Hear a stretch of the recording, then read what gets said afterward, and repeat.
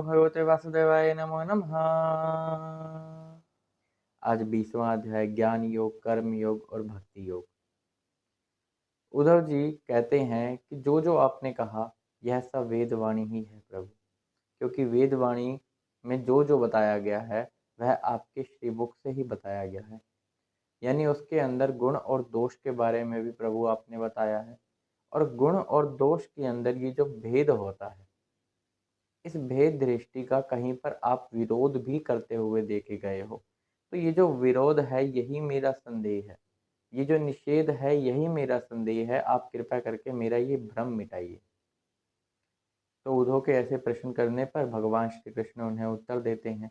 कहते हैं कि मैंने अलग अलग 3 प्रकार के यह मार्ग ही बताए हुए हैं जिसके द्वारा मेरी प्राप्ति हो सकती है। एक है ज्ञान, एक है कर्म और एक है भक्ति।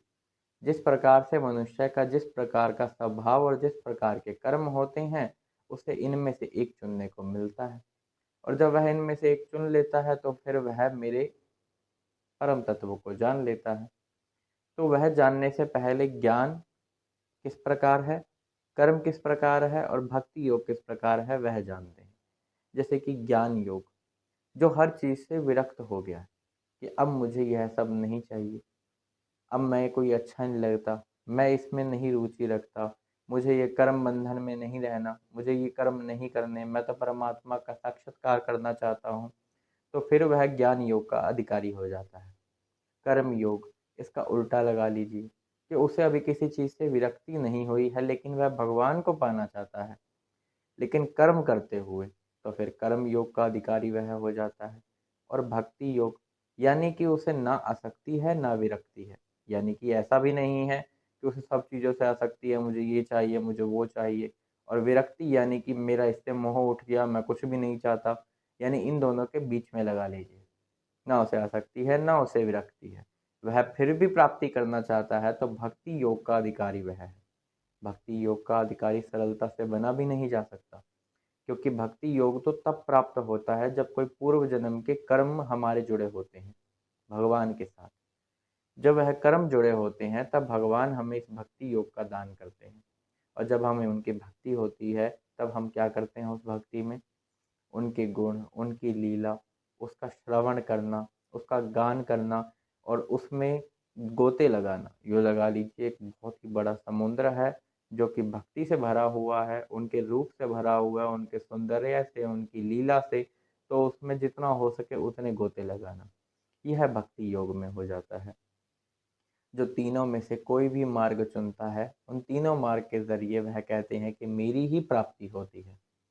तो बस निष्ठा से उन कर्मों का पालन करते रहो जिसे भी आप चुनो, चाहे वह ज्ञान है, चाहे वह कर्म है, चाहे वह भक्ति है।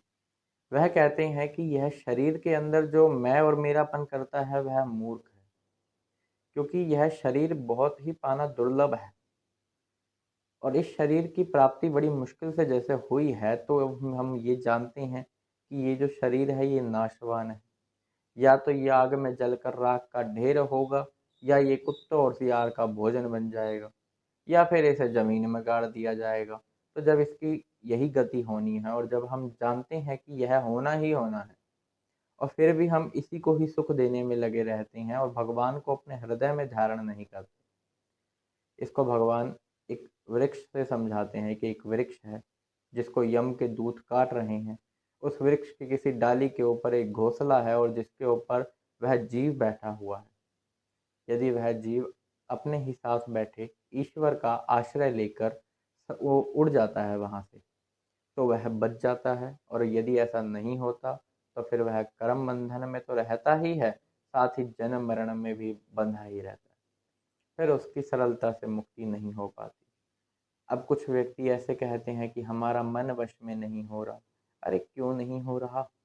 जब स्वयं हृदय में विराजमान श्री हरि हो जाएंगे तो वह अपने आप मन को वश में करवा लेंगे। और जब तक नहीं हुए हैं तब तक क्या करें?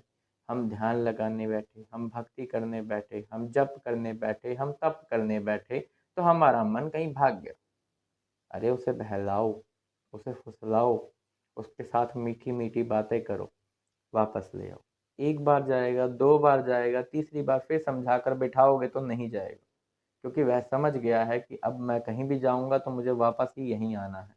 और उस मन को जब समझाकर एक जगह टिका लेते हो और फिर भक्ति करते हो तो हृदय में वह स्वयं विराजमान हो जाते हैं आकर, श्री हरि। तो अब वो जब वो विराजमान हो ही गए हैं, तो फिर आपको कौन से विषयों में आसक्ति हो सकती है? आपको कौन से दुःख सता सकते हैं? जब आपकी कोई सराहना करेगा तो आपको ज़्यादा खुशी नहीं होगी।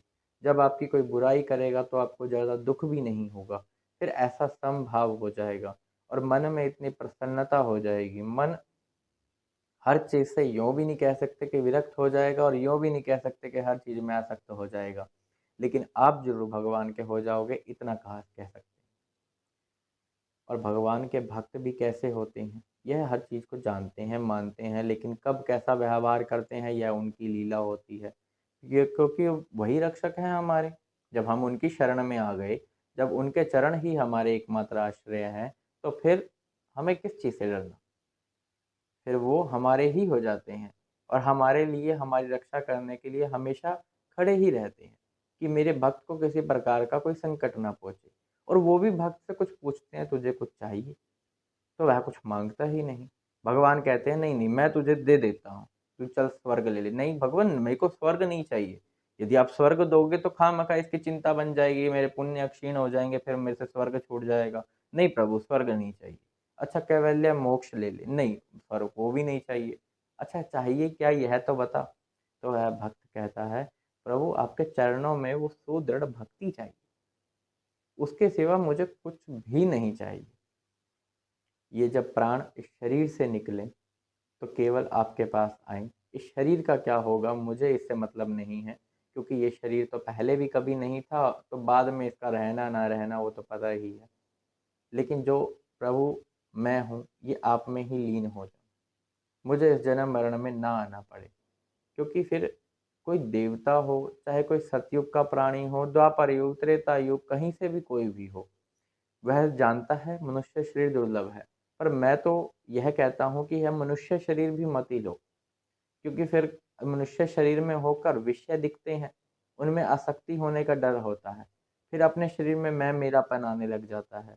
फिर विवाह संबंधी गृह कार्य हो जाते हैं, फिर हम उनमें रुझ जाते हैं और फिर अंत में कैसा जीवन हो जाता है, कुत्ते, गधे या बकरे के समान। तो वैसा जीवन तो प्रभु आप मुझे मत ही दीजिए। आप बस मुझे अपनी भक्ति दे दीजिए, मेरा बस उसमें रस आता रहे, जो आपने लीलाएँ करी हैं। मेरा उसमें रस आता रहे जो मैं आपके गुणगान करता रहूँ और मेरे को ऐसे-ऐसे लोग ही मिलते रहें जो आपके भक्त हों, क्योंकि वही प्रभु आपकी रुचि रखते हैं। वही प्रभु आपके सत्संग में रुचि रखते हैं। तो मुझे लोग भी ऐसे ही मिले। वो दुष्ट प्राणी तो मेरे से दूर ही रखना उनको।